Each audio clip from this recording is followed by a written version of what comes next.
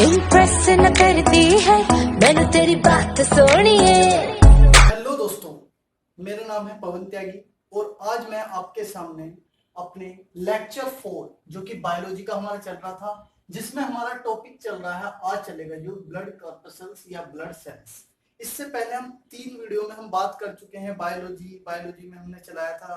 पहला जो टॉपिक चलाया था वो ह्यूमन ब्लड चलाया था, मानव रुधिर। उस मानव रुधिर में हमने प्लाज्मा वाला पार्ट पूरा कंप्लीट किया जो कि इम्पोर्टेंट है। उसके बाद जो चलता है हमारा दूसरा पार्ट ब्लड का, वो है ब्लड कॉर्पस्कल्स, जो कि ब्लड का 45% होता है, लगभग 40 to 45 बोलते हैं, 45% एग्जैक्ट। अच्छा, जो ब्लड कॉर्पस्कल्स होता है ये भी सब डिवीजन होता है, मतलब इसका भी 3 तरह से हम डिवीजन कर सकते हैं जनरली। एक तो मैंने पहले बता चुका हूं, वैसे तो मैं आरबीसी, डब्ल्यूबीसी और प्लेटलेट्स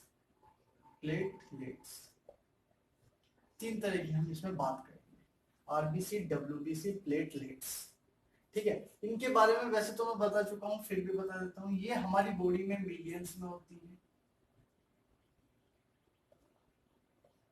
ये जो होती हैं ये कम होती हैं, लेकिन उससे ज्यादा प्लेट्स होती हैं। प्लेट्स हमारी बॉडी में लाख्स में होती हैं, लाखों में होती हैं। और डब्ल्यूबीसी सबसे कम होती है, लेकिन सबसे इंपॉर्टेंट होती है, ये थाउजेंड्स में होती है। ये हजारों की संख्या में होती है, ये मिलियंस की संख्या में मतलब, और ये लाखों की संख्या में। समझ रहे हो ना, मतलब 10 लाख 1 मिलियन, वो वाला हिसाब है।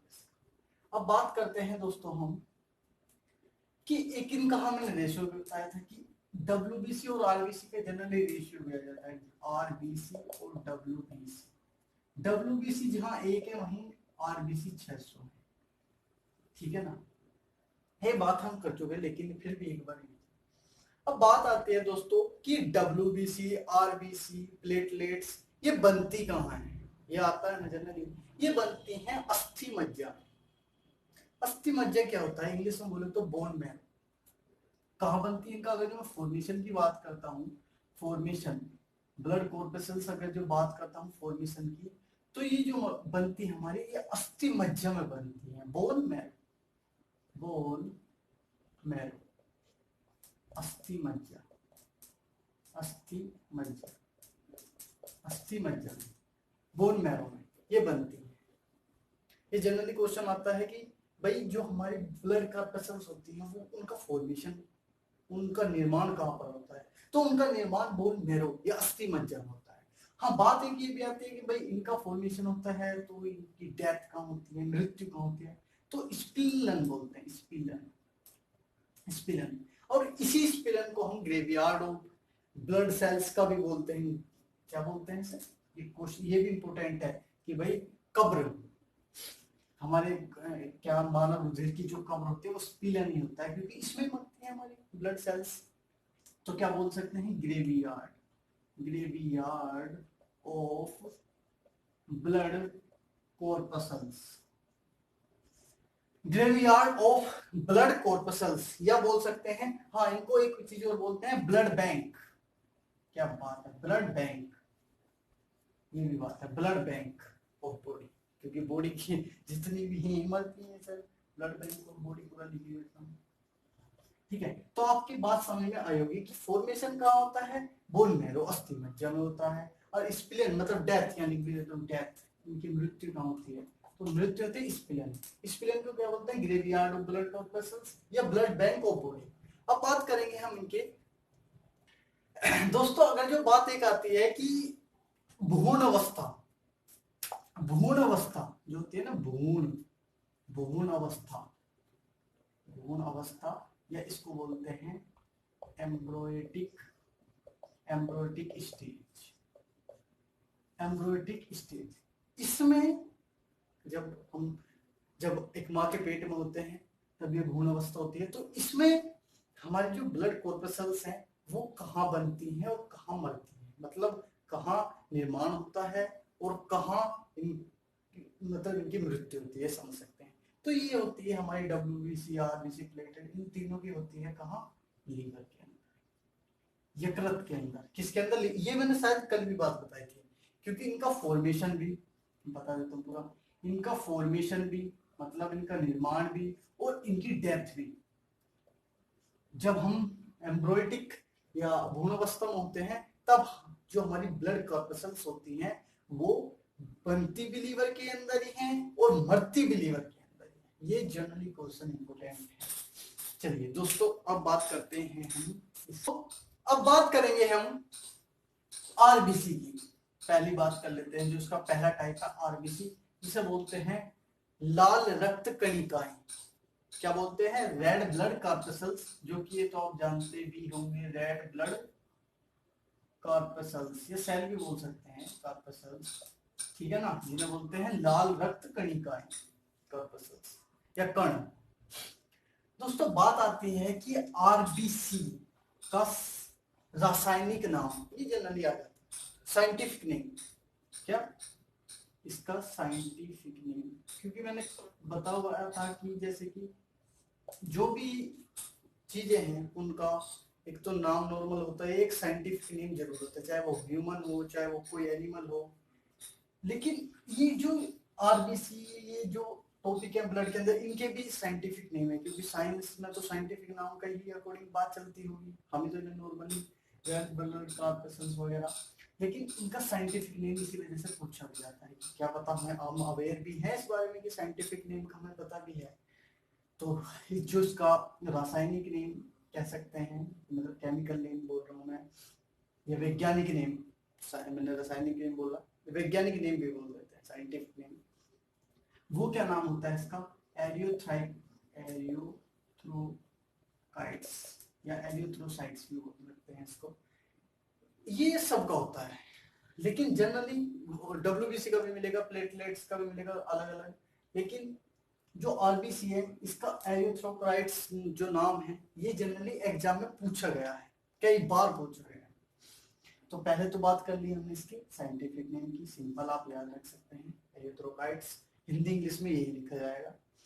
अगर जो मैं इसकी बात करता हूँ इसके निर्माण की, क्या इसके फॉर्मेशन की, इसके प्रोडक्शन की, तो अभी अभी बता चुका हूँ वैसे तो, लेकिन फिर भी यहाँ लिख लीजिए। अगर जो इसके मैं फॉर्मेशन की बात करता हूँ, फॉर्मेशन या प्रोडक्शन की, तो ऑलरेडी मैं बता चुका हूँ कहाँ, बोन में, अस्थि मज्जा में, कहाँ, बोन मैरो में, अस्थि मज्जा में बनती। एक बात आती है कि जो ये आरबीसी होती है ना, ये हमारे शरीर के अंदर जो सेल्स होती हैं, रेड ब्लड सेल्स, इनका टाइम पीरियड होता है, एक काल निर्धारण होता है कि इस समय तक ये रहेंगी, फिर दोबारा बन जाती है, इस तरह जैसे सेल्स वगैरह, क्योंकि सेल्स तो होती हैं तो सेल्स बनती है, बढ़ती है, तो इस तरह से ये लगभग माना जाता है कि 100 से 120 दिन तक, शायद 120 ही दिन होता है लगभग, मान लेते हैं 120, 120 इतने दिनों तक क्या होती है इनकी एक लाइफ टाइम, क्या बोल सकते हैं इनका लाइफ, ये भी आता है लाइफ की बात करें तो 120 दिन होता है। अगर मैं इसके बात करता हूँ कि इनकी डेथ कहाँ होती है, तो इनकी डेथ होती है, कहाँ होती है दोस्तों? डेथ अभी बताया था हमने, कहाँ होती है? स्प्लेन में होती है, बिल्कुल सही बात है। अगर मैं बात करूँ दोस्तों इसके, हाँ लिख लेता हूँ, अगर मैं बात करता हूँ इनके कि इसमें न्यूक्लियस होता है नहीं, ये जनरली क्वेश्चन आता है, इसमें थोड़ा सा एक्सेप्शनल केस है कि इसमें न्यूक्लियस नहीं होता। न्यूक्लियस को हिंदी में बोलते हैं केंद्रक, इसमें केंद्रक नहीं पाया जाता, आरबीसी में केंद्रक नहीं पाया जाता, मतलब न्यूक्लियस नहीं होता। क्या कर सकता हूँ? नहीं होता, एब्सेंट होता है। लेकिन एक्सेप्शनल की बात की तो उसमें एक ऊंट या एक लामा नामक, इन दो में होता है सिर्फ, क्योंकि आरबीसी तो उनमें भी होता है। तो एक्सेप्शनल केस क्या है कि ऊंट और लामा सिर्फ उनमें ही होता है, क्वेश्चन आ भी सकता है, तो इस वजह से मैंने बता दिया। अगर मैं बात करता हूं इनके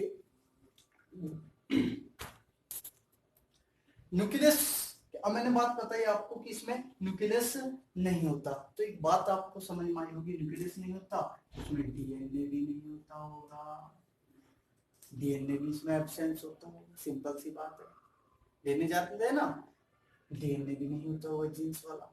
अगर मैं बात करता हूं इसके अमाउंट की, कि भाई हमारे बॉडी में ये कितने अमाउंट में होता है, मैंने बेसिक तो बता दिया मिलियंस में होता है, लेकिन कितने मिलियंस में होता है ये बताता हूँ। ये लगभग 5 से 5.6 मिलियन ये हमारी बॉडी में प्रेजेंट होती है। इतनी सेल हमारी बॉडी में होती है जो 120 दिन रहती है, फिर मर जाती है, फिर इस तरह से होती है। मरती कहाँ है? स्पिलर में, जिसे ग्रेवयार्ड और ब्लड बैंक में बोलते हैं। ब्लड बैंक या ब्लड सेल्स 120 दिन की life zero, formation bone marrow, scientific name erythrocytes. DNA नहीं होता तो न्यूक्लियस नहीं होता, न्यूक्लियस नहीं होता डीएनए नहीं होता। 5 से 5 लीटर। और बात करते हैं इसके बारे में थोड़ा।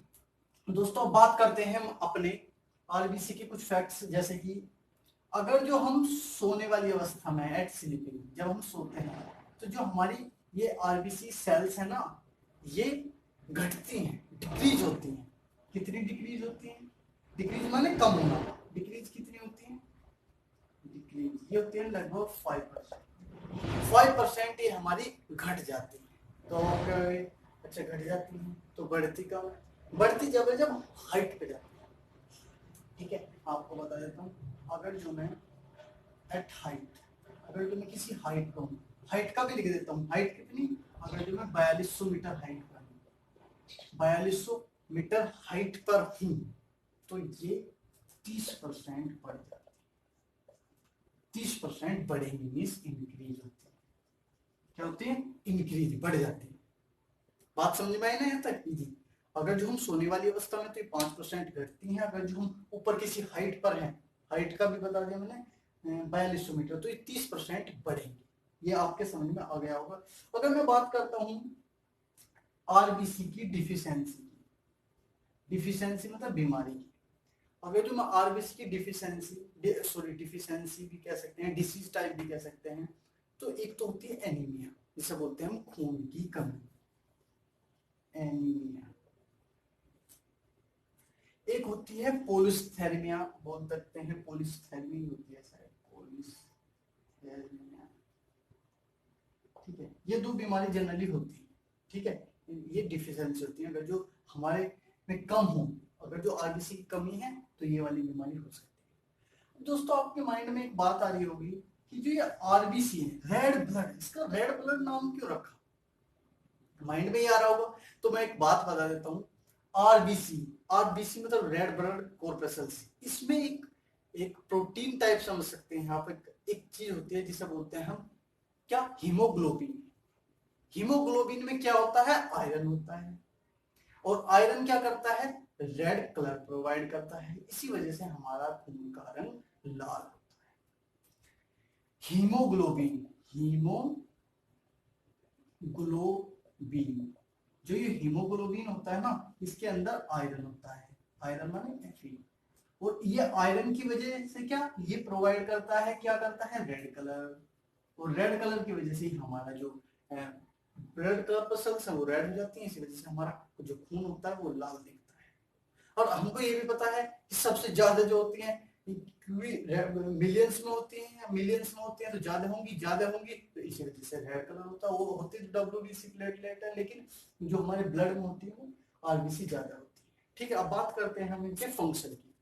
दोस्तों अगर जो बात करता हूं मैं आरबीसी के फंक्शन की, इनके कार्यों की बात करता हूं, फंक्शंस की, तो फंक्शन में सबसे पहली बात क्या होती है कि आरबीसी की हेल्प से ट्रांसपोर्टेशन ऑफ गैसेस, हमारी बॉडी में गैस का जो ट्रांसपोर्टेशन होता है, मतलब आप कहेंगे ट्रांसपोर्टेशन कौन सी गैस होगा? हम लेते कौन सी गैस है दोस्तों? इन, ऑक्सीजन। क्या लेते हैं हम? ऑक्सीजन। और आउट कौन सी करते हैं दोस्तों? CO2, carbon dioxide. तो वो किसका काम होता है? आरबीसी का काम होता है। ठीक है, अगर मैं बात करता हूं दूसरी, एक तो ये होगी ट्रांसपोर्टेशन, और इसी वजह से क्या होता है? खून का भी सर्कुलेशन बना रहता है। इसी वजह से खून का सर्कुलेशन बना रहता है, और तभी जब ये ऑक्सीजन को इधर उधर करता है तभी इसमें हीमोग्लोबिन होता है। हीमोग्लोबिन की वजह से इसका कलर रेड भी होता है। ये बता दी मैंने बात। अगर मैं एक बात बताऊं कि जनरली कि हम आरबीसी को मेजर किससे करते हैं, एक बात आती है हमारे पास कि आरबीसी को हम मेजर किससे करते हैं, तो साइटोमीटर, एक नाम बताता हूं मैं अभी, साइटोमीटर। मैंने क्या बताया दोस्तों? साइटोमीटर। मतलब साइटोमीटर तो उसका नाम होता है, लेकिन हीमोग्लोबिन जुड़ जाता है, इसी वजह से उसे क्या बोलते हैं? हीमोसाइटोमीटर।